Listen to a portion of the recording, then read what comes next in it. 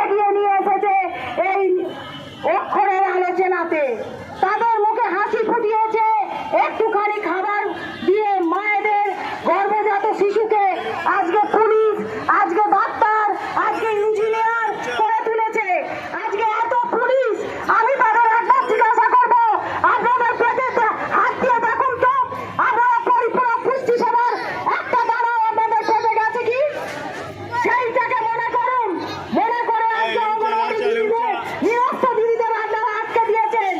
তাদের হাতে কোনো অস্ত্র নেই, আছে শুধু মুখের ভাষা আর গলার জোর। তারা আজকে ন্যায় দাবির ভিত্তিতে আজকে রাজপথে নেমে এসেছে। রাজপথে নেমে তারা তাদের অধিকার নিয়ে লড়াই করতে এসেছে। তাদের হাতে কোনো অস্ত্র নেই, তাদের কাছে কিছু নেই, আছে তাদের সম্বল, সামান্য একটা অনারিয়াম।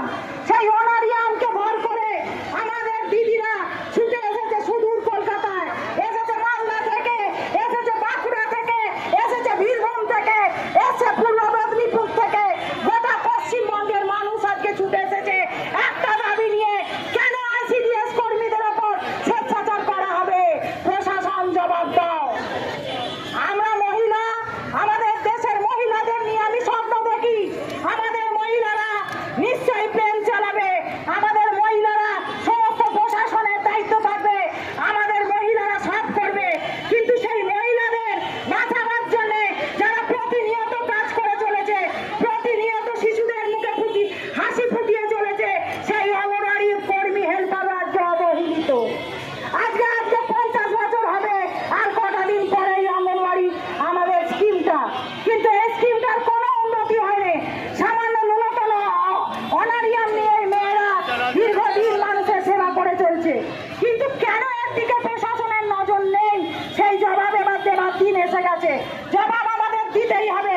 প্রতিনিয়ত আমাদের আন্দোলন চলবে। আমরা সকালবেলা উঠে পুষ্টি সাধন করে এসেছি, কোন এলাকার কোন কেন্দ্র আজকে বন্ধ যায়নি। তারপরে আমরা ছুটে ছুটে চলে এসেছি। আমাদের পেটে একটা দানাও নেই, আমাদের আছে গলার জোর। আমরা মাতঙ্গিনীর দেশের লোক, আমরা বিদ্যাসাগরের দেশের লোক, আমরা রামমোহনের মাটিতে জন্ম আমাদের। সেই জন্মের অধিকার, এই জন্মের অধিকারে আমরা লড়াই করব।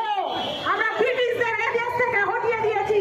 আমাদের যখন একটাও শিক্ষার আলো কোথাও ফোটেনি, তখন মেয়েরা এই বেতন কলেজ গড়ে তুলেছে নিজেদের শিক্ষা